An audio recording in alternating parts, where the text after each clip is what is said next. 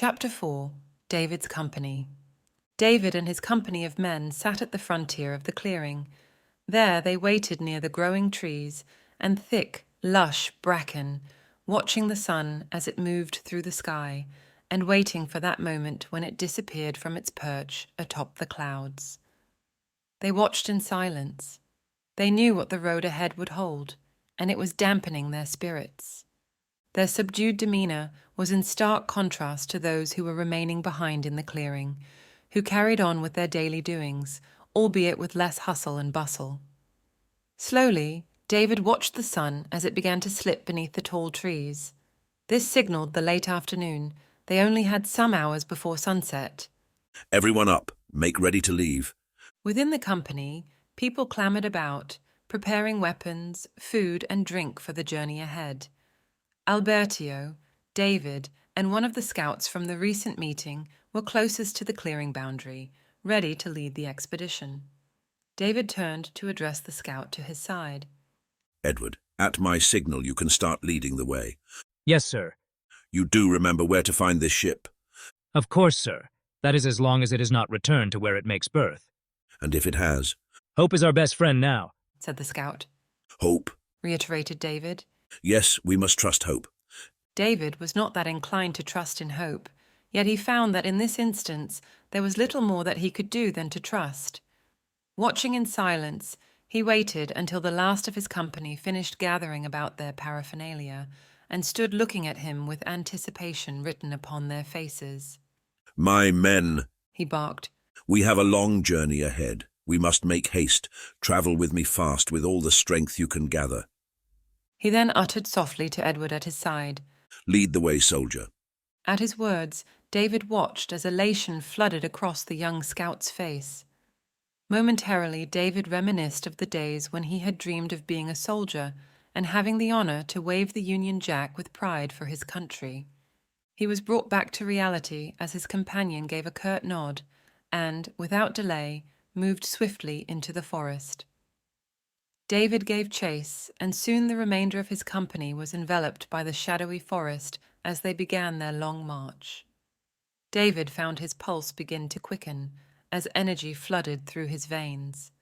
Soon he would bring the fight back to the British. The company trudged on in silence through the thick-grown flora for some hours as the forest became gloomier and gloomier with the setting of the sun. When they could no longer see their surroundings, and tripping was so commonplace that the situation seemed irreconcilable, David conceded, We must rest here for the night. At dawn we leave. Albertio, Edward, and David let themselves slump to the ground. The company followed their example, and soon people were talking amongst their companions as they munched on a light meal and prepared for sleep. A fine company we have, offered Albertio as he settled into a grassy patch for the night. Yes, quite fine, said David. It had been some time since David had men in his command. He had altogether forgotten the experience. Do you think we might find something in the way of rum on this ship? I could use a good watering. Not really crossed my mind. And how about animals? Might be able to extend our livestock. Not crossed my mind either. Realizing that David was not in a conversational mood, Albertio brought the discussion to an end with a courteous, Well, we have lots to think about.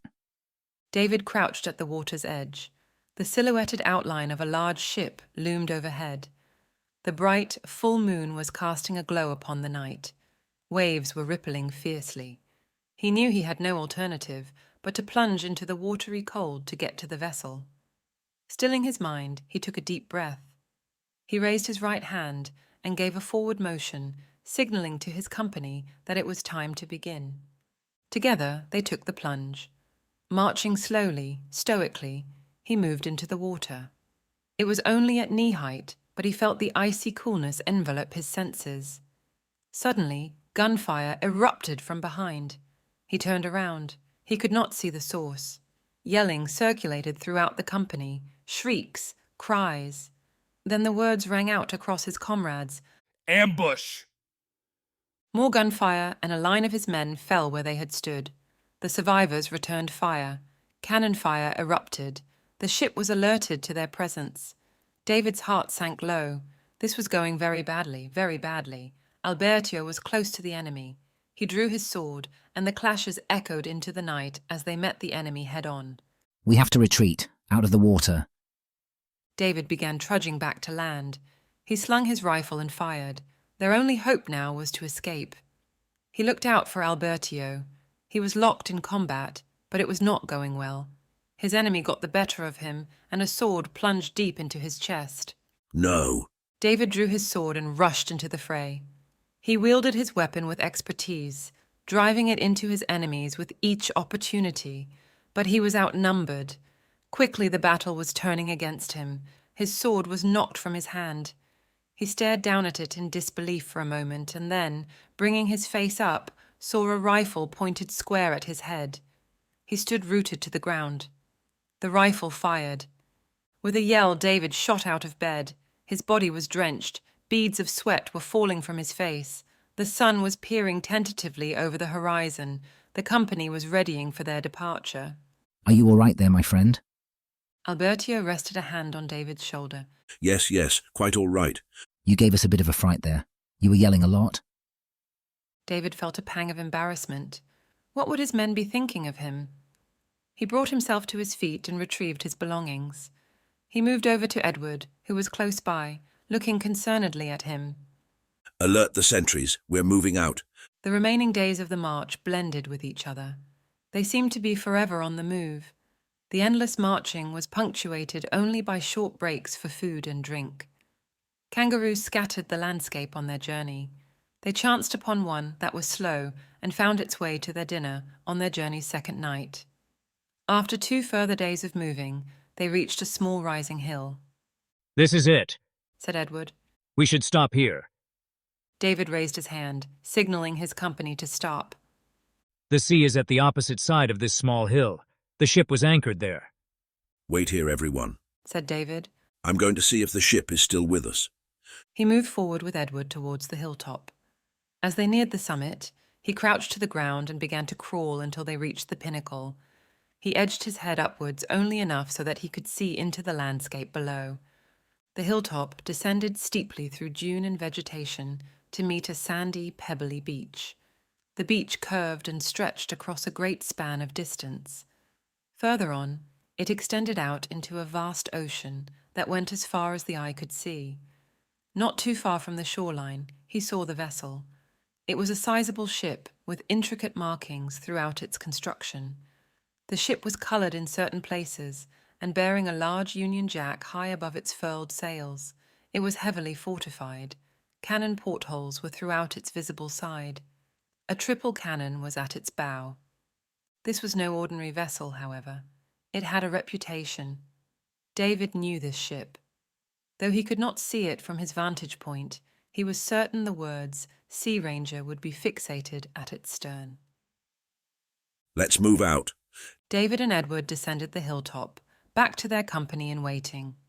Stop, rest, gather food and drink. At nightfall, we will journey over this hilltop. He gave a moment's pause before continuing. Nobody is to go over that hilltop. Do I make myself clear? His men met him with a resolute expression. It spoke to him without words being required. They understood. I'm guessing it was there then. Albertio whispered to David. He gave a slight nod. Soon enough dusk descended on the land. As darkness began to swoop over the landscape, Albertio turned to David. He rested a hand on his shoulder and spoke with concern. It is time. I should take my leave. Please, David, stay safe. I'll do all I can. May good luck favour you on this night. With that, Albertio took his leave, departing with a small group of men and the cannon. David and the remainder of the company began their climb up the small hill. When they neared the summit, he raised a fist to indicate to his men that they should stop climbing. Wait for my signal. Peering tentatively over the shoreline, he made sight with their quarry. He looked out across the darkened landscape. Still no signs of where Albertio had taken harbour. There he waited, remaining watchful over the landscape, until finally a light emerged. A small flame in the far distant landscape burst into life. It waved back and forth.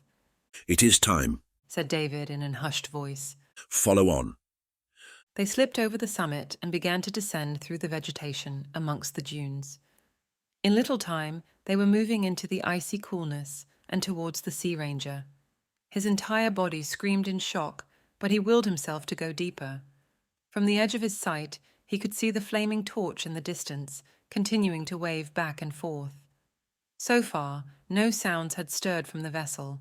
It appeared they were moving unnoticed. As they came ever closer to the Ranger, it loomed intimidatingly over them, threatening to bear down upon them at any moment. Yet, as the minutes went by, they arrived safely at its stern without compromise. David swung his rope with a grappling hook attached overhead. It went over. Pulling it back, he felt the grappling hook go taut as it made contact with the gunwale. His company followed his example. Many more grappling hooks were cast overhead. Together, they all steadied themselves with the rope and began to scale the hull. When he reached the end of his rope, David signaled to his company to wait. His heart was now pounding in his chest. He nudged his head a little over and took in the surroundings. A plethora of British sailors were about the deck, impeccably dressed in uniform. Most were gathered at the bow of the ship, engaged in conversation and pointing repeatedly at the waving flames in the distance. They still had the element of surprise, though it could not last for long. Signaling to his company to board, David slipped silently over the gunwale. Crouching low, he made his way over to the sentry at the helm, and driving his sword through the sentry's chest, cupped his hand over the man's mouth before he could shriek. He laid the body against the deck, doing his best to avoid looking into its vacant eyes, and stripped him of his rifle and ammunition. He pressed his back firmly against the helm and waited, watching as his company boarded the ship with each opportunity and slinked away into its nooks and crannies. He waited as long as he could muster, yet now was the time to strike. He loaded the rifle and stealthily took aim at the closest sailor aboard the deck.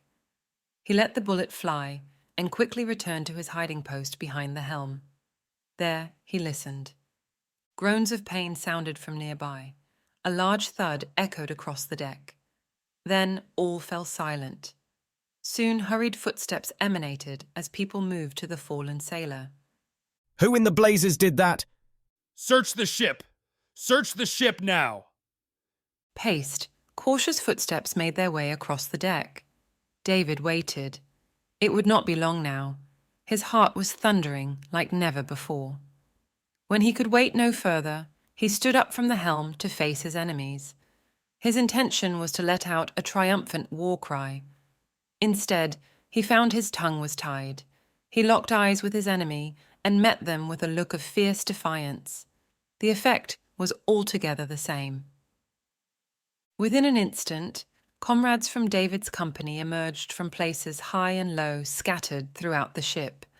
They unsheathed their weapons and pounced on their enemy. The surprise attack instantly crippled the forces of the British soldiers. Stunned and outnumbered, it took a moment before the surviving sailors comprehended their position. They used their one vantage, rifles. They fired into David's company. Many fell, yet the survivors, now armed with weapons of those slain, returned fire. Next the company, unsheathing their swords, met the enemy head-on. Weapons clashed high and low. David was at the head of his company, dueling with a sailor. Their blades flung here and there, repeatedly missing their mark by mere inches. His opponent was a skilled swordsman, yet he made a fatal mistake. As the sailors were pushed further back, he lost his footing. Tripping over one of his fallen comrades, he impaled himself on an erect bayonet. David grimaced. He heard an ammunition round click from his side. Turning to meet this sound, his eyes opened wide. A rifle was pointed squarely at his head. There was nowhere to run, nothing he could do. The events that unfolded next unfolded with such rapidity that his comprehension was limited. The rifle fired. A bullet made contact, in the stomach. Yells of pain, and a mortally wounded body fell to the ground. David stared in disbelief at the body atop of him. Dumbfounded, he leaned up to look at the sailor. They were preparing another shot. David unsheathed a small knife from his side and flung it at the sailor. It hit in his stomach and he gasped. Yet even with the wound, he leveled his rifle once more at David. He grimaced. Weighed down on the ground, he had nowhere to run to again. Gunfire sounded once more. The British sailor dropped his weapon and fell to the ground. This time, David searched for the source and found one of his soldiers nearby, a smoking rifle in hand, pointed where the fallen British sailor had once stood. Enraged at his enemy, David freed himself from the body that bore down on him and charged wildly into battle. The fighting was fierce. Sweat beaded down his brow. The company was working their opponents further across the deck. Within minutes, there were few sailors left. Impossibly outnumbered, they began to abandon the ship, jumping overboard into the murky waters below. The company let out a thunderous cheer, raising sword and bayonet alike into the air. Yet David did not join in the uproar. He rushed to the body that lay on the deck. Kneeling down, he wrapped his arms around the man and brought his chest slightly upright. You fool, you brave fool. The man was shaking all over, his face as gaunt and pale as snow. He looked into David's eyes. There was no mistaking that he knew his breaths were numbered. A fool, maybe, but that is all I can say. You sacrificed yourself for me. Blood was pooling from his wound. It coated both David and the surrounding deck. Please, David, tell my wife and children, tell them I am sorry. Of course I will. What is your name? The man gave a slight smile, imperceptible, likely to the untrained eye. My name is Matthew Flinders. Your name will never be forgotten, Matthew. That I promise you. Matthew raised a shaky hand and tightly held the fabric near David's neck. He seemed to be choking, trying to say something. But then his gaunt face went still, and the light at the back of his eyes faded to nothingness. David's expression twisted and contorted as he laid Matthew down, his own hands now shaking. He could not stay too long, however, as the battle was not yet won. Stragglers on the Sea Ranger, alerted to the upheaval on the deck, began to emerge from the lower levels of the ship. The remainder of the battle dragged on for some time as the company mopped up the remaining forces aboard the ship. Some of the British sailors ventured out to the deck, which did not end well for them. Some stayed in the lower levels. When David's company raided below decks, they captured many of these stragglers and took them prisoner. David emerged from the hold of the ship and found that the prisoners had been rounded up on the deck, bound and knocked unconscious. His company was waiting, staring expectingly at him. It is now time, re-raise the flag. Many of his men smiled. They were holding the flag in anticipation. The Union Jack was fastened, and a torchbearer laid a flame upon it. It was hoisted up above the ship where it burned fiercely into the night, their sign of victory. Quickly the flames from Albertio and his men were extinguished. Liquor from the lower levels of the ship was soon discovered, and many from the company began to indulge. Conversation and chatter began to circulate as his men celebrated their victory. It was good to see that spirits and morale were raised. David remained sober, however. He and a small number from his company busied themselves, tending to the dead, throwing the bodies overboard. Stop! Don't throw him in the water. While David had been busy, he almost missed one of his men preparing to throw Matthew's body into the sea. Oh, replied the man, looking rather confused. What do you mean? You heard me. He is not to be thrown overboard. I am sorry, said the man, tentatively adding, sir. At the end, Please make sure nobody throws this body into the water. It is your duty to oversee that it is taken safely to shore tomorrow. Possibly the soldier was still dazed from battle, as he seemed slow to comprehend. He did, however, in the end, agree to look after Matthew's body. David sighed. His thoughts strayed to Geradius. He wondered if their army would survive the fight. Would Geradius survive? He continued with the task before him. Only time would reveal the answer at their meeting location.